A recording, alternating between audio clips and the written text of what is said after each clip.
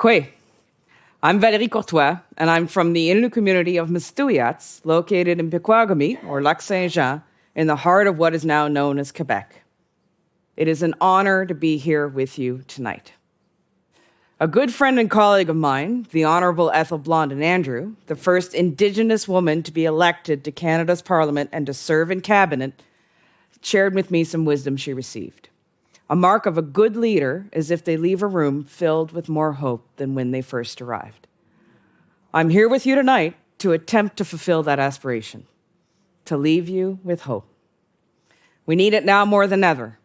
Our home, our shared beautiful mother, our planet is experiencing ecological turmoil. We humans are transforming it to a point where we are risking the survival of millions of species. And as a result, our societies are also experiencing a parallel turmoil as we struggle to adapt to the unnatural pace and scale of change. My homelands, known as Ntsinan, are also experiencing these changes. It is a harsh but strikingly beautiful part of the boreal forest. Ntsinan is at its best when it is cold. Yet, we are seeing extreme changes in ice and in key species such as caribou. When I first drove into Labrador 2 decades ago, I had to stop on the Trans-Labrador Highway for hours as the George River caribou herd crossed. There were hundreds of thousands in the herd then. Now, there are only 8,000 left. I have seen firsthand the devastating impact of climate change and the loss of biodiversity in my homeland of Ntsinan and all across what is now known as Canada.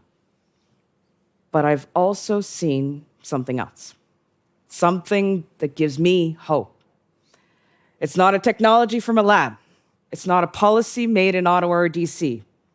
It is the fundamental understanding that is expressed by our knowledge, by our elders and knowledge keepers this way. If we take care of the land takes care of us. Let me say it again. If we take care of the land takes care of us. This is about a relationship, a mutual love story.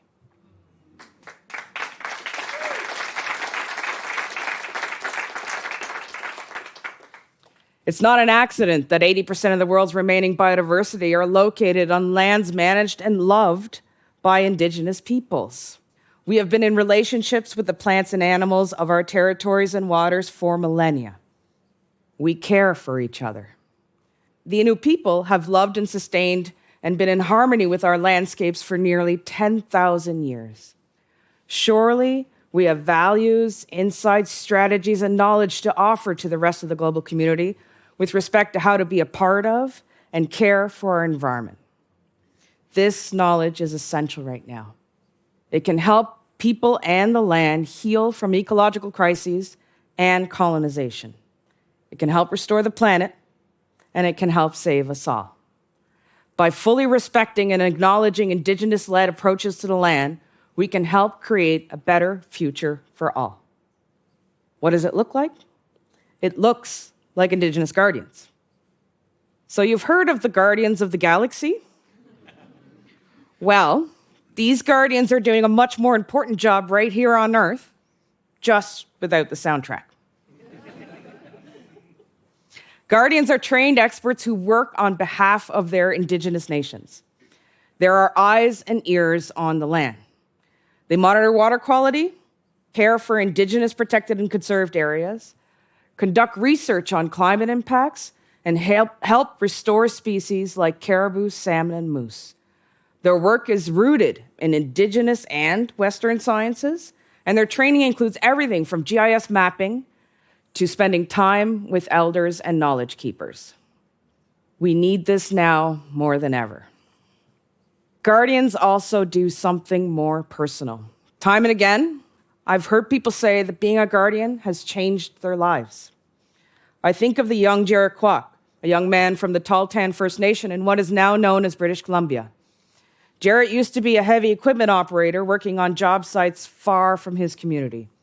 He faced racism from non-Indigenous peoples and, not unrelated, unfortunately, he struggled with addictions. So when a job opened up with the Tahltan Wildlife Guardians, he decided to take it. He said, Being a guardian helped get me through the tough times in my life. Being connected to the land and talking with elders helped me overcome my addictions. It brought pride to me. And at the end of the day, I could walk away with the pride of being First Nations.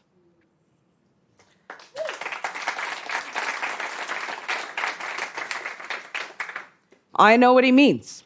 As a person who's been a witness to and felt the intergenerational trauma from the colonial experience and the horrors of residential schools or institutions where Indigenous children were forcibly removed from their homes and sent to so-called schools to be indoctrinated into the dominant Canadian society, I've found no better strategy to healing than nurturing our relationship with our place. I've seen the healing powers of the land in action countless times. The land heals, and I wish that experience for anyone who has experienced and lives with trauma. Ethel Blond and Andrew, the leader I mentioned before, runs training camps for guardians in the Northwest Territories. She says, residential schools cause great grief and intergenerational trauma because they taught us that we are not worthy of love. But we are worthy of love. The kids in our camps get it. They know that being on the land is where they are the best human beings that they can be. Researchers have documented the impacts of guardian programs. They can reduce incarceration and increase health and well-being. People's health improves on the land because they're on the land, because they're physically active, and because they're happy. And guardians gained increased skills, higher incomes, and pride in cultural knowledge. In fact, one study in 2016 documented the impacts of those guardian programs and showed that for every dollar invested, there's a return on that investment of $2.50 in social, economic, and environmental benefits. With sustained funding, that return on investment jumps to almost $4. That's why that I believe that Indigenous programs can do more for healing from the impacts of colonialism than any other individual program. Guardians help honor our responsibility to the land, and they can create a better future for all. Because guardianship isn't just good for guardians, it's good for everyone. Because the land is taking care of guardians, and guardians are taking care of the land. Guardians help care for some of the healthiest, most vibrant lands on the continent. Many work in the boreal forest, which stretches from Alaska to Newfoundland. It is one of the largest intact forests left on the planet. Having guardians on the ground will help us sustain so many species like caribou, salmon, moose, wolverine, lynx, songbirds, medicinal plants, and countless other species that are unfortunately threatened in much of the rest of the world. They also help protect some of the largest protected areas on the planet. You may not know this, but some of the biggest, most ambitious plans to protect areas in Canada are led by Indigenous peoples.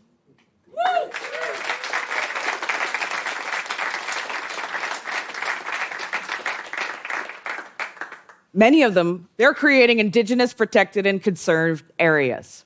These areas that they create based on their own laws and cultures, and often in partnerships with Crown governments or Canadian governments, for the Americans in the room. You know, in fact, 3 of these areas alone in the Northwest Territories span 50,000 square kilometers in size. That's about the size of Costa Rica. The Casca Dene in northern British Columbia are planning to create a protected area the size of Switzerland. And in northern Manitoba, 4 Dene and Cree nations are coming together to protect the Seal River watershed, home to caribou, belugas, polar bears, and thousands of songbirds. It will be nearly 5 times the size of Yellowstone National Park.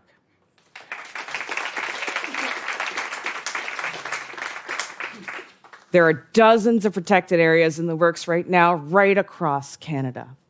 Many of them will protect some of the largest carbon storehouses of any terrestrial ecosystem on the planet. Remember when I said that my homeland is at its best when it is cold?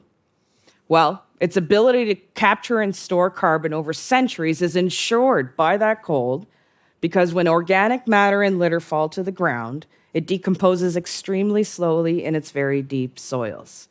In fact, the boreal forest holds twice as much carbon as the world's tropical forests per hectare.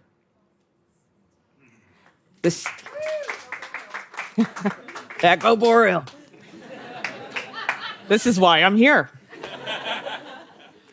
That protected area in the Seal River watershed I mentioned, it holds 1.7 billion tons of carbon, equivalent to 8 years' worth of greenhouse gas emissions alone, in Canada alone. Protecting the watershed will help keep that carbon in place. These are the kind of lands that Guardians are caring for. They also help heal and restore places. The Innu Guardians, for example, they help care for and monitor the largest nickel mine in the world at Voisey's Bay in Labrador.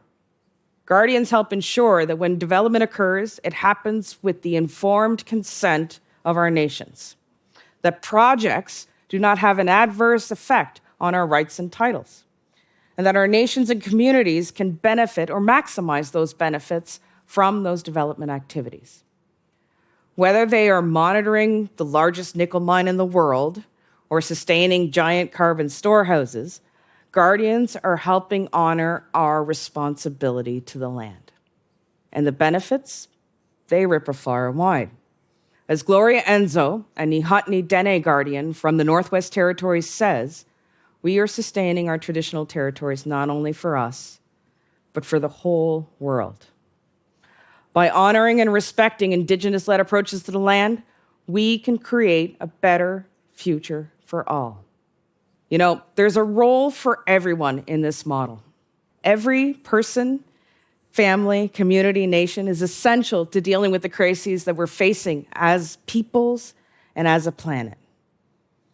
All actions, big and small, that contribute to addressing these challenges will help us get closer to that goal. In fact, I'd like to ask you to join Indigenous peoples in helping protect and create a better future, one where we are ensuring our collective futures as peoples on this planet. There is so much that we can do together. Specifically, study the history of Indigenous nations with traditional territories in the places where you live and work. Talk with non-Indigenous friends about Indigenous leadership on the land. Create space for Indigenous voices and uplift them. Hold up our communities and respect our knowledge systems. Make sure that you are using your political voices and voting for leaders who support this vision, because Indigenous Guardians can ensure that we all have the future on this planet that we deserve and want, so that we can all continue to have an evolving love story with our lands, with our waters that we call home.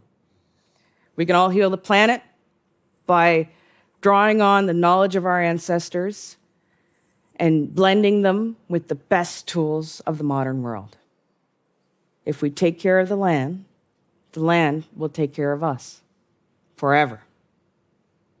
Chinish Kubit now.